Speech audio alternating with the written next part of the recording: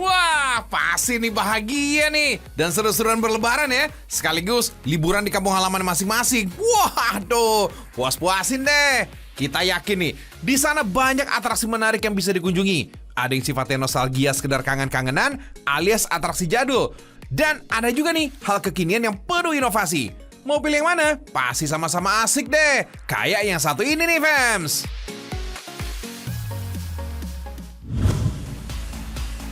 Yuk ikut, kita main sama gajah di Taman Nasional Waikambas. Mandiin gajah pastinya seru, fams. Tenang, ada pendampingnya kok yang disebut Mahut alias pawang si jumbo ini. Langsung aja deh, si gajah main air di kolam. Gosok-gosok badannya biar bersih ya.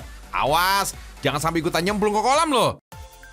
Duh, gak gampang ternyata. Apalagi buat pawang dadakan. Licin, merosot terus nih. Fams, tiap gajah punya pawangnya masing-masing loh. Ini supaya gampang melatihnya.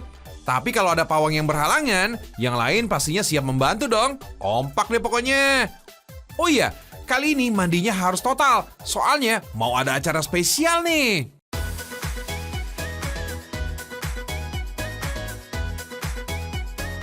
Fams, gajah-gajah memang dipersiapkan untuk ikut atraksi dan pawai festival Waikambas. Maklum, kehadiran gajah ini pastinya ditunggu-tunggu, fams. Festival Waikambas ini diikuti berbagai elemen masyarakat. Masyarakat hadir tak hanya dari Provinsi Lampung saja, hampir dari seluruh penjuru Indonesia juga ada, fams. Mereka mengenakan busana adat masing-masing. Keren, bangga deh. Indonesia memang kaya. Ada belasan ekor gajah dan 2 kereta gajah yang ikut dalam barisan pawai. Saatnya beraksi. Woohoo! Gajah-gajah ini langsung menunjukkan berbagai keterampilannya. Ada yang asik berjoget, bahkan menghitung angka. Tingkahnya lucu-lucu, fams, memancing gelak tawa pengunjung yang datang. Fams, Festival Waikambas diadakan untuk mempromosikan wisata yang ada di Taman Nasional Waikambas, Lampung Timur. Selain menjadi wadah apresiasi dan pelestarian seni budaya daerah, festival ini juga bertujuan untuk pelestarian gajah Sumatera. Soalnya kian hari jumlahnya semakin berkurang, fams. Kasian kan? Selain di Taman Nasional Waikambas Lampung, gemes-gemesan sama gajah bisa juga kita lakukan di sini loh. Boleh banget nih, cobain wisata adventure sama kumpulan gajah. Fans, kalian bisa datang ke Aiknauli Elephant Conservation Camp yang terletak di Kabupaten Simalungun, Sumatera Utara. Di sini, kalian bisa mengenal lebih dekat aktivitas gajah di alam bebas. Oke, kita bakalan pergi cari makan, pasti bakalan seru banget. Jadi, ayo kita lihat sama-sama gajahnya makan, yang lain jangan lupa makan. Kali ini kita mau jalan-jalan alias safari sama keempat gajah di area konservasi. Ada Vigo, Siti, Esther, dan Vini. Perjalanan ini dimulai dengan menyusuri jalan setapak menuju tengah hutan lindung. Wait, kadang ada sesi mampirnya dulu nih, fams, gajah-gajahnya. Cemil-cemil rumput yang ada di pinggir jalan. Kayak kamu tuh kalau lagi jalan suka lapar mata lihat jajanan gitu. Ini dia uniknya gajah-gajah di konservasi ini. Rata-rata sudah mandiri alias bisa cari dan pilih makanannya sendiri. Setibanya di hutan, perjalanan makin ekstrim nih, fams. Ketiga gajah betina dan 1 gajah jantan ini bakal lewatin halang merintang, jembatan dari batang pohon. Waduh, kuat nggak ya batang pohonnya?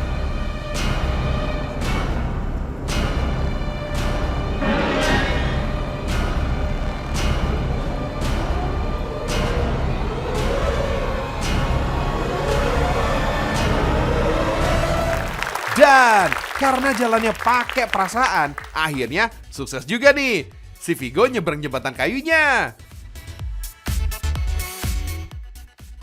Hasil, ternyata gajah ini bukan berarti besar, nggak bisa jaga keseimbangan. Gajah ini jago banget. Uniknya, gajah bakal inget terus tuh dengan rute perjalanan yang biasa dilintasi. Dan juga rute jalan yang nggak aman buat dilintasi. Yap, ingatan gajah emang super kuat, fams. Gajah punya bagian otak yang bernama hipokampus. Nah, bagian inilah yang memudahkan gajah mengingat dan menjadikan pengalaman penting jadi ingatan jangka panjang. Jadi, jangan bikin salah sama gajah ya. Dendamnya lama loh.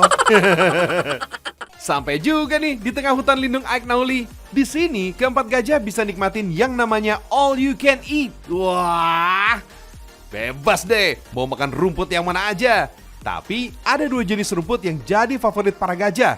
Ada Otocloa nodosa dan Rhodamnia cinereal. Yap, belalai memang punya peranan penting setiap gajah. Ternyata ada satu bagian mirip jari pada ujung belalai yang memiliki fungsi sebagai hidung sekaligus mulut. Oh iya, belalai gajah ternyata bisa mengeluarkan suara loh. Khususnya saat gajah sedang mengingatkan kawannya akan ada bahaya. Biar makin seru liburan sama gajahnya, gak afdol dong kalau nggak ikut mandiin gajah. Kali ini ada wisatawan asal Jerman, Greta, yang bakal ikut basah-basahan buat mandiin gajah. I'm washing the elephants hopefully soon. Yap, tepat di sebuah sungai kawasan hutan lindung Aignauli inilah, para gajah bakal dimandiin satu-satu.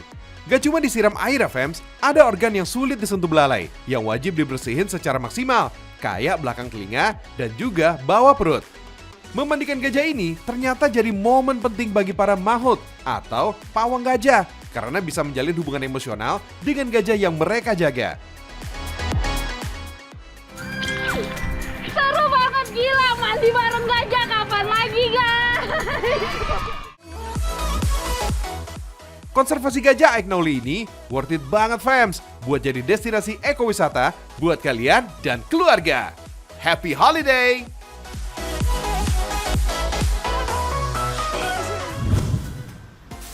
Mumpung masih dekat kota Medan, dijamin gak nyesel fams. Kota Medan kan punya julukan The Kitchen of Asia, alias dapurnya benua Asia. Kuliner-kuliner ini dijamin bikin lidah bergoyang. Oh, asik! Nah fams, kamu wajib cobain yang satu ini nih. Lokasinya juga masih di pusat kota Medan. Namanya Mie Balap Bang Mail. Wah, harganya 2 singgih nih. Disebut mie balap karena cara masaknya yang ngebut kayak pembalap. Padahal hanya menggunakan 2 wajan dan 2 orang aja fams yang masak. Selain dari isiannya, rahasia kelezatannya ada pada telur yang digunakan saat memasak. Biarpun masaknya borongan, tapi bisa 10 butir lebih nih yang digunakan dalam sekali masak. Untuk urusan rasa, jangan khawatir fams, karena bumbu yang digunakan ini juga nggak pelit, serta diaduk secara merata. Masaknya juga masih menggunakan kayu bakar, demi mempertahankan cita rasa dan aroma yang khas. Pokoknya beda deh dengan makanan yang dimasak pakai kompor gas atau minyak. Dalam sehari, warung mie ini bisa menghabiskan 80 kg mie dan 1.500 butir telur.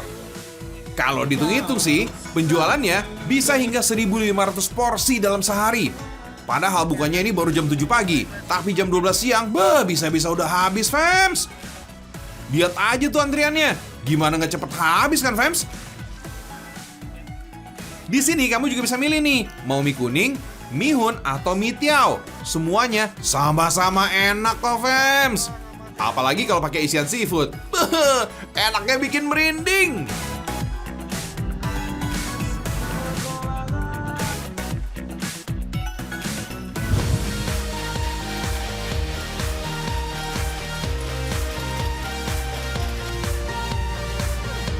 Di kota Medan memang banyak banget kedai makanan yang menggunakan mie tiao sebagai bahan masakannya.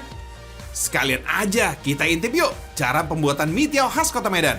Sebenarnya rumah produksi mie tiao ini juga bertebaran di Sumatera Utara, termasuk di kota Medan. Tentunya karena banyak permintaan dari kedai-kedai makanan, baik itu yang kelas kaki 5 maupun yang level bintang 5. Mie tiao ternyata dibuat dengan cara sederhana dan cukup cepat. Bahannya cukup menggunakan sagu, tepung kanji, dan tepung beras yang dijadikan adonan. Kalau adonan udah cair, baru bisa diproduksi menjadi mie tiao fams. Adonan yang cair cukup dituangkan sedikit ke loyang yang sudah diberi minyak goreng. Setelah itu, ratakan fams. Tujuannya supaya nggak lengket nanti mie tiaonya. Lalu masukkan ke dalam alat pengukus yang panas. Nggak perlu lama lagi.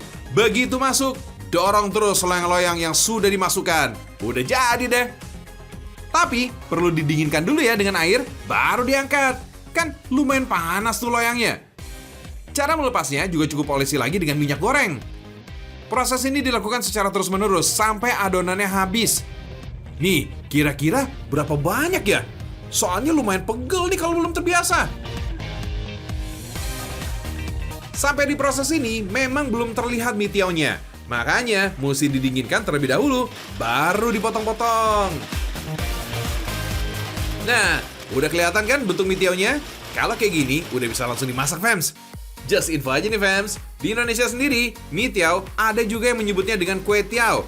Menu ini pertama kali diperkenalkan oleh bangsa Tiongkok. Oh iya, fams. Hasil produksi dari rumah mie tiao ini udah banyak juga nih yang dikirim keluar kota Medan.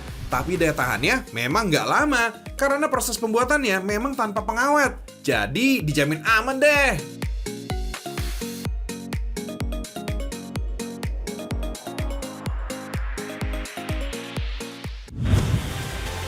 Selain kulinernya, daerah Sumatera Utara nggak pernah kehilangan atraksinya. Selalu aja ada tempat menarik yang wajib untuk dikunjungi. Yuk, ikut nih ke Aek Sirjoni. Fams, Aek Sirjoni adalah wisata air terjun yang keren. Akses untuk sampai ke lokasi wisata ini gak butuh tenaga ekstra. Cukup jalan kaki selama 15 menit aja nih, fams. Sampai deh. Wah, keren banget ya pemandangannya. Wisata air yang terletak di Kecamatan Sayurma Tinggi, Kabupaten Tapanuli Selatan ini cuma berjarak 30 km dari kota Padang Sidempuan.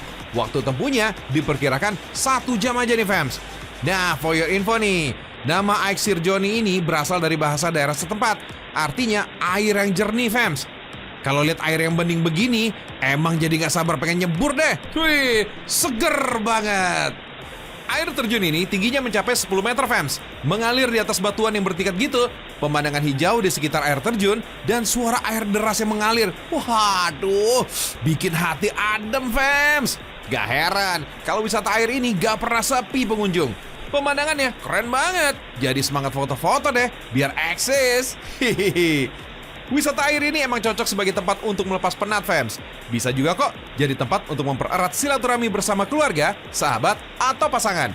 Apalagi saat libur lebaran seperti saat ini. Ahai! Air terjun di sini gak cuma ada 1, fams, tapi ada 2. Kedua air terjun ini sama-sama keren. Puas banget deh main air di sini. Kedua air terjun ini berasal dari mata air yang sama di Kecamatan Sayurma Tinggi di Batang, Angkola. Kedua air terjun ini jaraknya nggak jauh, fams. Aliran airnya juga nggak begitu deras, tapi keseruannya sama, fams. Uniknya lagi nih, air terjun ini juga mengalir ke kolam renang di bawahnya. Tempat ini menjadi pilihan warga yang mau sedikit olahraga sambil wisata alam. Tapi bisa puas berenang, seru banget kan? Di kolam ini juga ada wahana balon air, fams. Wajib deh kamu ikut main, seru banget, fams. Serasa lagi jalan di atas air nih, wah asik. Kalau capek, bisa kok istirahat sesaat. Nah, for your info nih, fams, berenang atau main air seperti ini ternyata bisa menstimulasi hormon serotonin yang bisa memacu rasa bahagia, meredam perasaan marah, mengurangi stres, dan meningkatkan semangat. Kalau lagi banyak pilihan, buruan main air aja deh, nyebur, segar.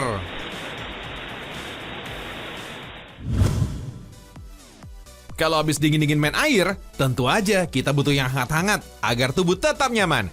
Kuliner seperti ini mungkin cocok nih, dan selalu sukses untuk menghangatkan sekaligus mengenyangkan. Widih, dahsyat kan? Ini sih lebih dari sekedar hangat, tapi panas. Jangan coba-coba di rumah ya, fams. Keterampilan memasak sampai ngeluarin jilatan api seperti ini emang butuh teknik tersendiri. Tapi nggak nyangka banget deh, fams. Ternyata ini cuma lagi bikin sambal doang.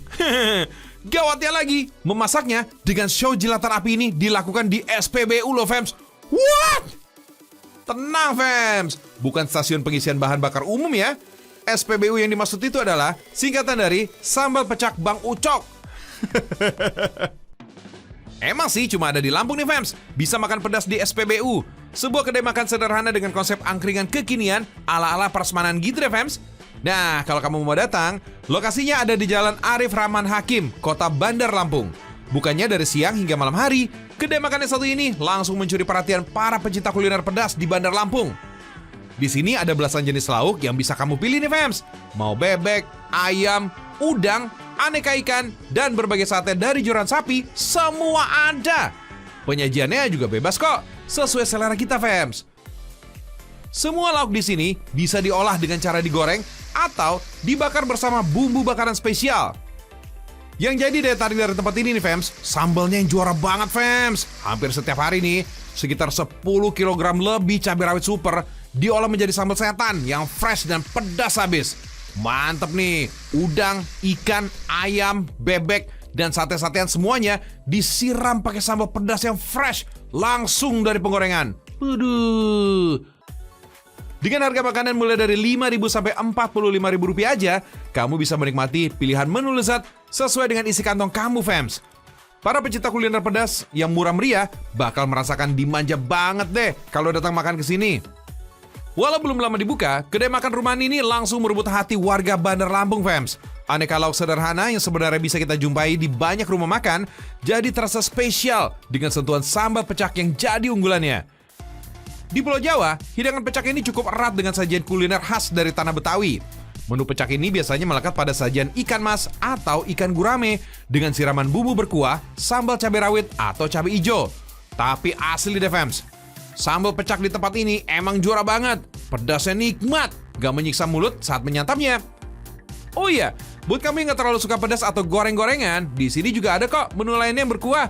Favoritnya sih ada garang asam ayam dan sop iga sapi. Kuahnya segar udah pasti, fams. Dagingnya gurih dan lembut, tentu cocok nih buat dinikmati. Harganya juga ramah banget kok buat kantong-kantong kita yang jatah THR-nya ini udah mulai menipis.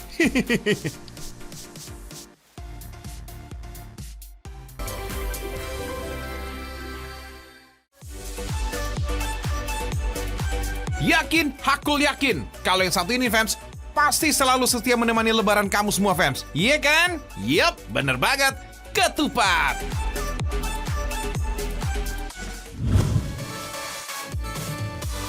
Kadang nih, ketupat ini identik jadi pertanda kalau lebaran udah dekat. Tapi nggak berlaku di kampung ini, fams. Ketupat hadir saban hari, gak cuma lebaran aja. Gimana enggak? Saban hari di sini, pagi, siang, sampai malam, banyak warganya yang sibuk bikin ketupat.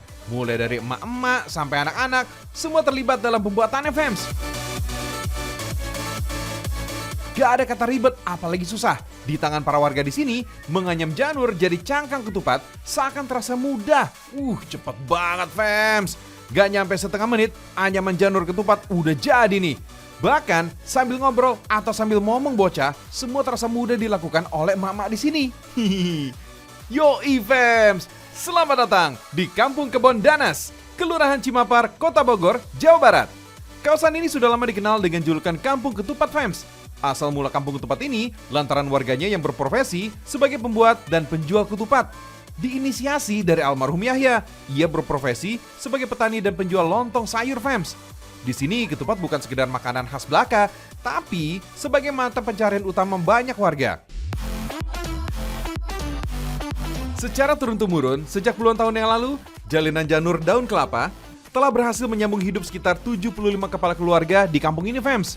Aktivitas menganyam kulit ketupat bakal semakin sibuk saat bulan Ramadan, terutama jelang lebaran kayak sekarang. Bahkan, order pemesanan ketupat di kampung ini bisa sampai 100.000 lebih setiap hari, fams. Wah, mantap, luar biasa. Bungkus ketupat dibuat dari daun tanaman kelapa atau janur. Kata janur diserap dari bahasa Arab yang mempunyai arti datangnya cahaya, fams. Oh iya, produksi ketupat di kampung ini emang gak cuma kulitnya aja. Ketupat dalam bentuk matang, siap makan juga diproduksi. Ya iyalah, namanya juga kampung ketupat. Untuk hari-hari biasa, jumlah pembuatan ketupat matang ini juga gak kalah luar biasa, fams.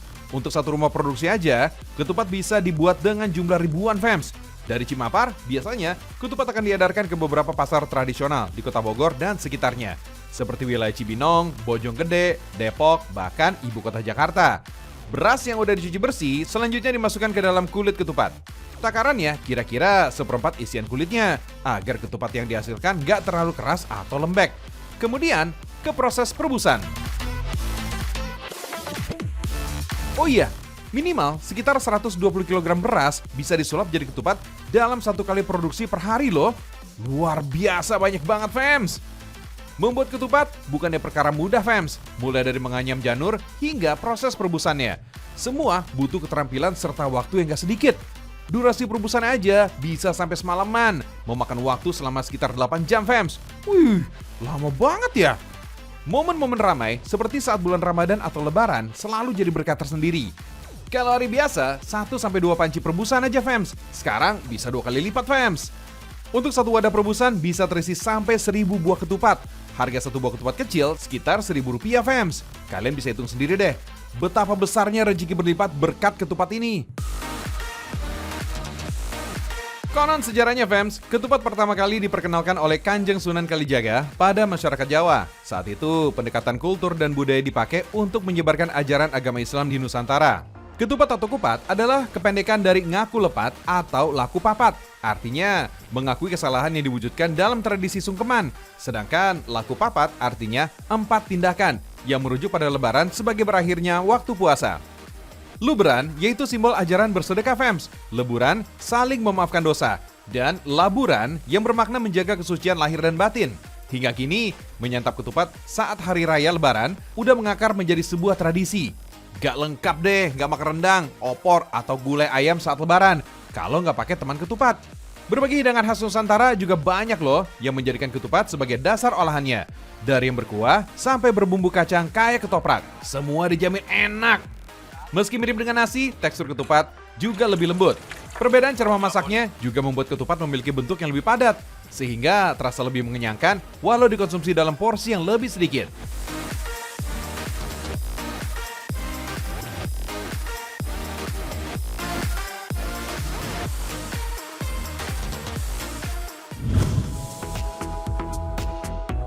Fams, biar hidangan ketupat ada di setiap daerah, tapi kamu sadar nggak Fams? Olahan dan rasanya bisa beda-beda loh. Ini jelas membuktikan kalau bangsa kita ini sangat kaya akan keberagaman dan kearifan budayanya. Gak bisa dipungkiri deh. Kayak masakan ketupat khas dari Banjarnegara ini nih. Dari Kabupaten Banjarnegara, Jawa Tengah, ada ketupat ladan. Duh, pagi-pagi bikin perut lapar deh. Tekstur ketupat ini kenyal, makin nikmat dengan paduan petis ayam. Luar biasa nikmat. Katanya nih, makan ketupat lebih sehat dari nasi putih loh fams. Soalnya kalorinya rendah, sehingga bisa menjaga berat badan. Cara bikinnya sama kok kayak bikin ketupat pada umumnya. Hanya saja air rebusan memakai abu dari pelepah pisang atau batok kelapa. Nah, cara ini nih katanya bisa membuat ketupat lebih pulen dan enak fams. Jangan lupa saring untuk mengambil air abunya fams. Oh ya, air abu ini biasa disebut dengan garam alkali. Fungsinya mengenyalkan dan memadatkan makanan. Sehingga air abu ini kerap jadi tambahan dalam pembuatan mie, lontong, ketupat, dan bacang. Tapi ingat ya, jumlah abu ini juga harus dibatasi supaya tidak berdampak negatif saat dikonsumsi. Konon di tanah Jawa, ketupat pertama kali dikenalkan oleh Sunan Kalijaga fams. Ketupat memiliki makna ngaku lepat, yang artinya mengakui kesalahan. Setelah 4 jam, ketupat yang sudah matang ini berubah jadi merah fams. Ladan ini dalam bahasa ngapak artinya merah. Supaya makin enak nih fams, kita bikin petis ya. Tumbuk semua bumbu, lalu bagi 2 fams. Bumbu ini digunakan sebagai bumbu dasar ayam dan bumbu petis.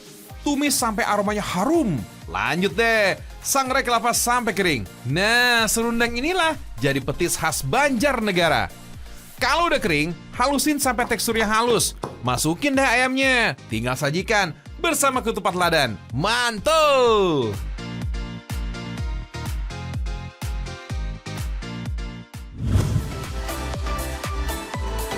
Selain kupat ladan, ada juga nih olahan kupat lainnya dari Tegal. Ini dia nih, kupat lodeh. Oh iya, nama kupat ini sebenarnya berasal dari kata ketupat. Tapi ada kok beberapa menu kupat yang memakai lontong. Teksturnya mirip sih. Sayuran yang dipakai ini lumayan banyak fams. Untuk kuahnya memakai tambahan santan supaya lebih gurih. Haluskan ketumbar, merica, dan kemiri. Panaskan air hingga mendidih. Sambil nunggu, iris deh bawang dan cabenya ya. Masukin deh sayur labu ke dalam air mendidih. Disusul bawang dan cabai tadi. Jangan lupa fams, masukin bumbu yang udah halus. Geprek jahenya, lengkuas, dan serai fams. Masukin deh ke dalam sayur beserta daun salam. Masukkan petai, garam, dan penyedap. Aduk hingga semua tercampur rata ya. Sayur lodeh juga ada tambahan santan fams. Widih, ciri khas masakan Indonesia emang kayak bumbu dan rasa fams. Tinggal sajikan aja nih. Ada lontong dan suiran daging ayam. Baru deh siram dengan kuah sayur lodeh. Gampang kan bikinnya? Rasa kupat lodeh nikmat. Lidah gak pengen berhenti ngunyah deh. Mantap. Masih soal kupat dari Tegal nih fams. Menu ini namanya kupat glabed. Kali ini sih kupat yang dipakai ini beneran dari ketupat ya. Kamu bisa kok fams ngedapetin menu ini dekat alun-alun atau pusat kota Tegal. Kupat gelabet ini juga punya keunikan nih fams, kuahnya kental. Kemudian disajikan dengan sate kerang yang ukurannya lumayan besar. Bumbu yang dipakai ini masih berasal dari Nusantara kok, tapi ada tambahan tepung beras nih supaya tekstur kuahnya agak kental. Haluskan bumbu ya fams, lalu tumis deh. Beri daun salam, daun jeruk, dan juga serai. Gak ketinggalan merica, ketumbar, dan pala halus. Masak hingga harum dan kecoklatan fams. Masukin sebagian bumbu ke dalam panci ya. Sebagian bumbu ini bisa dipakai untuk campuran sate kerang. Lalu tambahkan santan ke dalam panci. Tempe dan tepung beras masih ikutan juga fams. Nah, kuahnya jadi mengental tuh. Kalau udah mendidih, beri gula merah sebagai bumbu pelengkap. Mantul nih. Untuk sate kerang, kita bisa pakai jenis kerang apa aja ya. Kali ini sih kita pakai jenis kerang darah aja. Campur dengan sebagian bumbu tadi fams. Jangan lupa, tambahkan gula merah biar agak manis gitu. Masak sampai kerang matang dan bumbu meresap sempurna. Kalau udah matang, sate kerang dan kupat gelabetnya ini siap dinikmati. Selamat makan!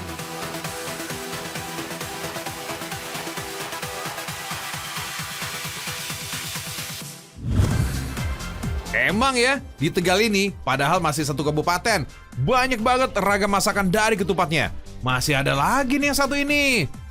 Namanya kupat bongkok. Katanya sih nama bongkok ini diambil dari nama desa di Kabupaten Tegal. Kupat bongkok ini terbilang menu yang sangat unik fams. Ciri khasnya bisa dilihat dari kuah dan sambalnya tuh. Bukan dari kacang, kuahnya dibuat dari tempe. Kalau sambalnya, terdapat kerupuk mie. Semua bumbu Nusantara ini sudah disiapkan nih. Kerupuk mie yang dipakai ini ada 2 jenis. Kerupuk mie basah yang sudah direndam air panas. Dan kerupuk mie kering yang digoreng. Haluskan semua bumbu fams, supaya aroma harumnya ini mudah menyeruak. Lalu, tumis sampai matang. Jangan lupa, tambahkan daun salam dan serai untuk menambah aroma masakan. Tambahkan juga air dan santan ya fams. Jangan lupa, aduk biar santannya nggak pecah. Tambahin deh tempe yang sudah dihaluskan. Aduk dan masak hingga semua bahan matang. Sabar ya fams, kita masih harus bikin sambalnya. Tumis kembali bumbu sambal hingga harum. Tambahkan air dan penyedap. Masak hingga matang. Masukin deh kerupuk mie yang udah direndam dengan air. Masak kembali hingga semuanya tercampur. Sekilas jadi mirip seblak fams. Dan tinggal racik semua bahan nih. Masukkan lontong dan togenya ya. Tambahkan kuah tempe santan. Beri sambal kerupuk mie. Gak ketinggalan topping bawang goreng dan kerupuk mie goreng. Kupat bongkok siap disajikan. Rasanya juara. Lezat dan gurih fams berkat tambahan tempe. Cita rasanya pedas, bikin nafsu makan meningkat. Ayo, siapa nih yang mau coba?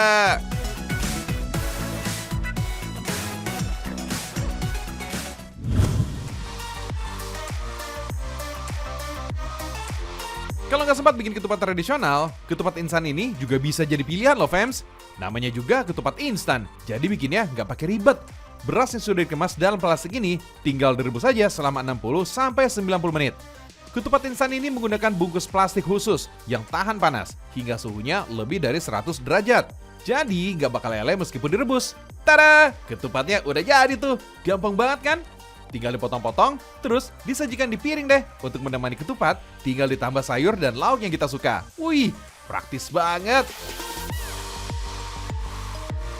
Fams, ketupat mini instan ini sudah mulai diproduksi sejak 2013.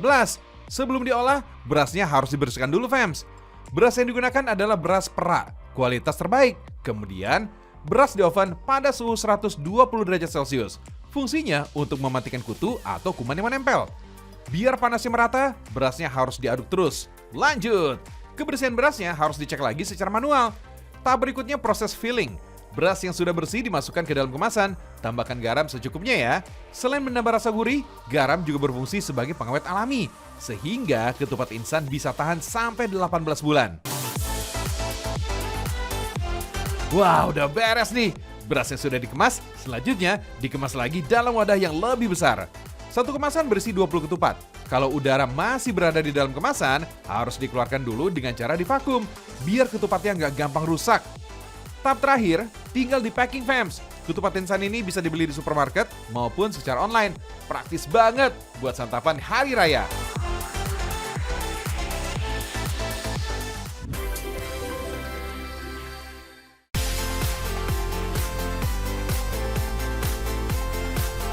Ayo, dilanjut lagi ya makan-makan lebarannya. Tadi kan Joy udah kasih tahu berbagai menu ketupatnya. Jangan lupa, kapan-kapan coba dibikin ya. Dan kirim-kirim ke sini. Gak kerasa udah 45 menit aja nih. Saatnya kami pamit undur diri. Saksikan Ragam Indonesia, karena Indonesia mendunia.